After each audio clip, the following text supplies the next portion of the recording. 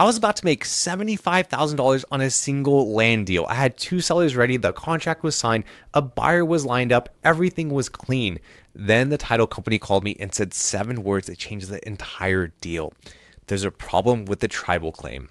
So this was in Seminole County, Oklahoma. There were 2 parcels and 40 acres in total side by side that were owned by 2 brothers who lived out of state and had held the land for years and just wanted to get rid of their property. Both of them answered my outreach and both of them were happy to sell. There was no tension, no hesitation, and no strange backstory. And if you've ever done land deals before, you know how rare that level of alignment is.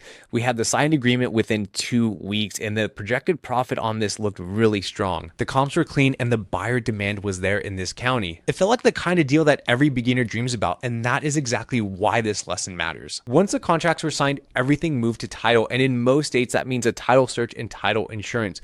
But this is Oklahoma, and Oklahoma is different because it's an abstract state. That means you just don't look back a few years, you look back decades, sometimes even over a century.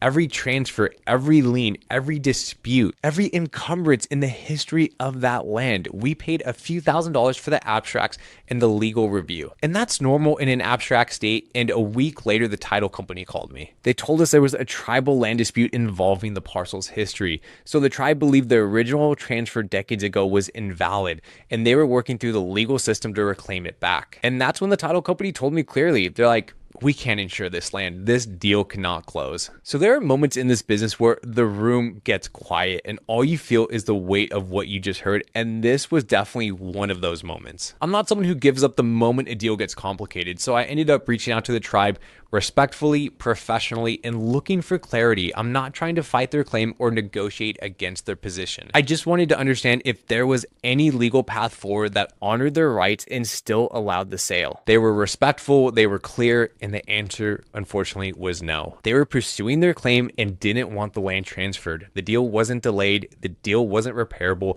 the deal was just simply over. That's that. So we lost a few $1,000s in abstract costs and we lost weeks of work. We lost a $75,000 projected profit. But the biggest loss out of all of this was the opportunity, because while we were focused on this deal, we weren't working on anything else. And emotionally, as a business owner, that was a gut punch. No investor enjoys watching a deal collapse after putting everything into it. But this moment right here forced me to become a better operator.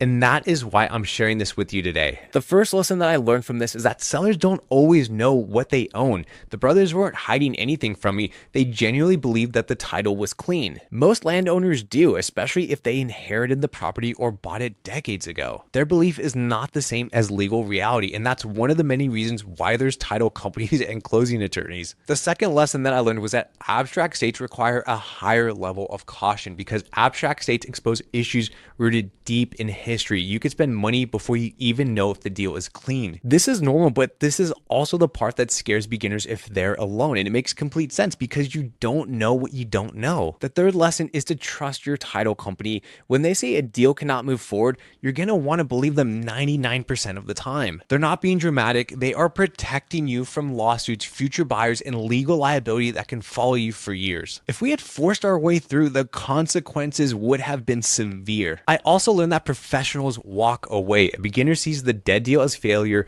but a professional sees that as protection. You don't need to win the game by forcing every deal to close. You're going to win the game by closing the right deals, the clean ones, the safe ones, the ones that protect everyone involved. Now, this is why beginners need support, because none of this information came from YouTube University.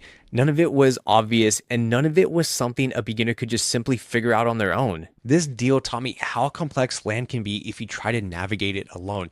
And that's why I focus heavily on clean title, safe due diligence, and legitimate investing. There's no shortcuts and there's no hacks to this. This deal ended up making me sharper. I ended up adding tribal research to my due diligence for certain states, and I changed the questions that I asked for sellers. I set clearer expectations with partners, I refined my checklist, and I strengthened my relationships with title companies.